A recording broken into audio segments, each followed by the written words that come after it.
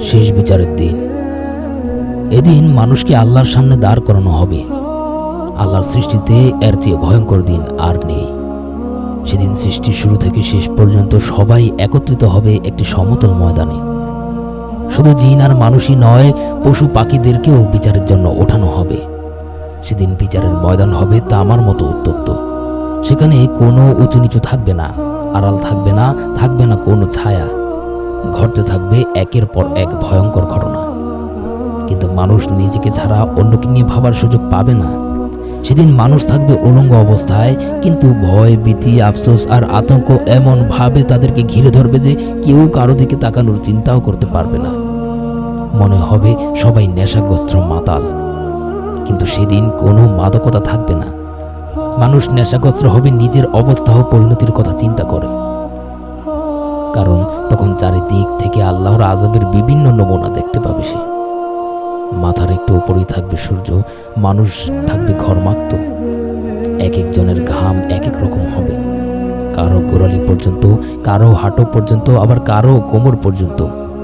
কেউ বা ঘামের ভেতরেই ডুবে যাবে। এই অবস্থায় কেউ কোনো কথা বলার অনুমতি পাবে না।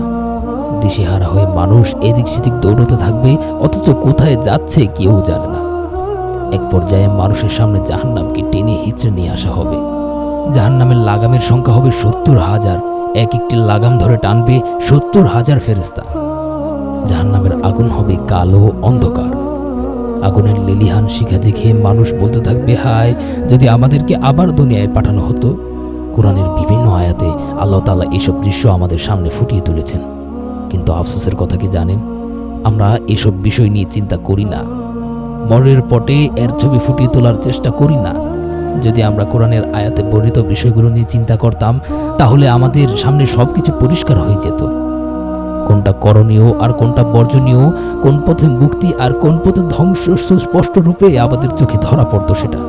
আল্লাহ তাআলা বলেন, ওয়ালাউ তারা ইয ওয়াকিফু আলান নারি ফাকালু ইয়া লাইতানা নুরাদ্দু ওয়া লা নুকাযযিবা বিআয়াতি রাব্বিনা ওয়া নাকুনা মিনাল মুমিনিন।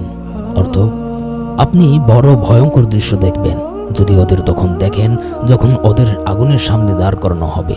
আর ওরা আফসোস করে বলবে, হায় আমাদের যদি আবার দুনিয়ায় পাঠানো হতো, তাহলে আমরা আমাদের রবের আয়াতগুলোকে অস্বীকার করতাম না এবং আমরা ঈমানদারদের অন্তর্ভুক্ত হয়ে যেতাম। মহান আল্লাহ আরো বলেন, ওয়ালাউ তারা ইযিল মুজরিমুনা নাকিসু রুউসিহিম ইনদা রাব্বিহিম রব্বানা আবসারনা ওয়া সামি'না ফারজি'না না'মাল সালিহান ইন্না মুকিনুন। অর্থ, আপনি বড় করুণ অবস্থা দেখবেন যদি আপনি ওদের তখন দেখেন যখন অপরাধীরা আপন রবের সামনে মাথা নত করে দাঁড়িয়ে থাকবে এবং বলবে, হে আমাদের রব, আমরা দেখলাম ও শুনলাম, এখন আমাদের পুনরায় দুনিয়ায় পাঠিয়ে দিন যাতে আমরা নেক আমল করতে পারি। আমরা দৃঢ় বিশ্বাসী হয়ে গেছি। এখানে আরেকটি দৃশ্যের বর্ণনা শুনুন। যখন তাদের কাছে মৃত্যু আসে তখন সে বলে, হে আমার পালনকর্তা, আমাকে পুনরায় দুনিয়াতে প্রেরণ করুন যাতে আমি সৎকর্ম করতে পারি যা আমি পূর্বে করিনি। কখনোই নয়, এ তো তার একটি কথার কথা মাত্র। তাদের সামনে পর্দা আছে পুনরুত্থান দিবস পর্যন্ত। মৃত্যুর ফেরেশতাকে দেখেই মানুষ আফসোস করতে শুরু করবে, যদি আবার দুনিয়ায় ফিরে আসা যেত, যদি আরও নেক আমল করা যেত। কিন্তু আফসোস করে কোনো লাভ হবে না। একবার মৃত্যুর ফেরেশতা চলে এলে আর সময় পাওয়া যাবে না।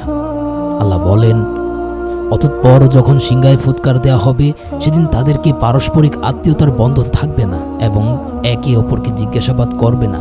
যাদের পাল্লা ভারী হবে তারাই হবে সফলকাম এবং যাদের পাল্লা হালকা হবে তারাই নিজেদের ক্ষতি সাধন করেছে। তারা দোজখেই চিরকাল বসবাস করবে। আগুন তাদের মুখমণ্ডল দগ্ধ করবে এবং তারা তাতে বীভৎস আকার ধারণ করবে। তখন আল্লাহ বলবেন, তোমাদের সামনে কি আমার আয়াতসমূহ পঠিত হতো না? তোমরা তো সেগুলোকে মিথ্যে বলতে।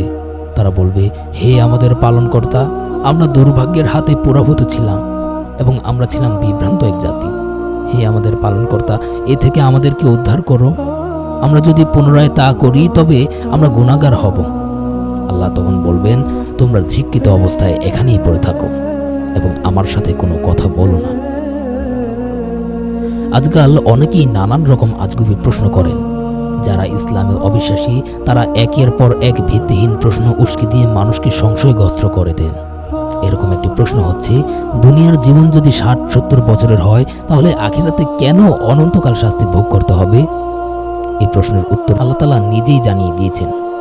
সেদিন মানুষ দুনিয়াতে ফিরে আসতে চাইবে যেন তারা সৎকর্ম করতে পারে, কিন্তু এটা হচ্ছে শুধুমাত্র তাদের মুখের কথা। আবার যদি তাদেরকে দুনিয়াতে পাঠানো হয়, তারা ঠিক একই কাজ করবে যা আগে করেছে।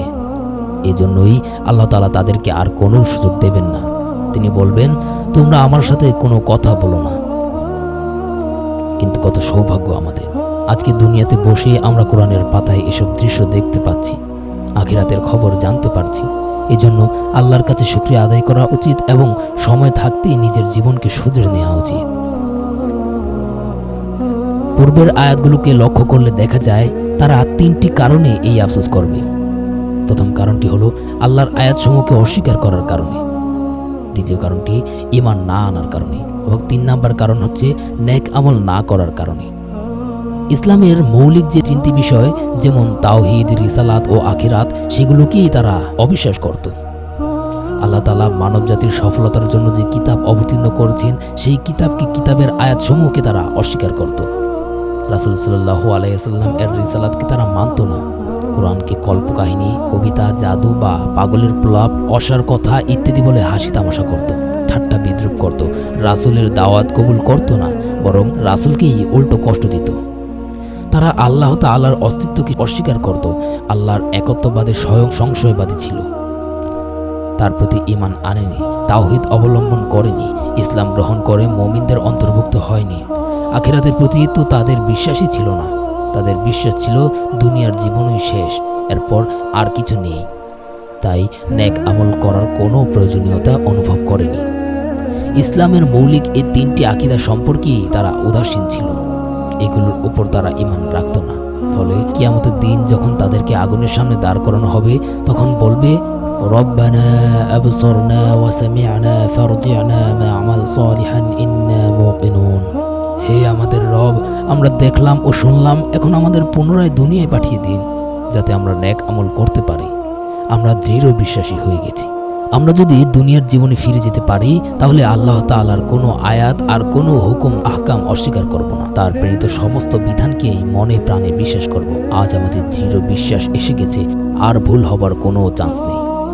এরকম ভাবে তারা চিৎকার চেঁচামেচি করতে থাকবে। তখন তাদের অন্তরে বিন্দু মাত্র দ্বিধা থাকবে না যে দুনিয়াতে আল্লাহ তাআলা যা যা ওহী প্রেরণ করেছেন, তার প্রেরিত রাসূলুল্লাহ সাল্লাল্লাহু আলাইহি ওয়াসাল্লাম যা কিছু বলেছেন, তার সবটুকুই পরম সত্য ও অবশ্যম্ভাবী। এতে মিথ্যের কোনো অবকাশ নেই, যার একটি অক্ষরও অহেতুক কিংবা অনর্থক কিছু নয়।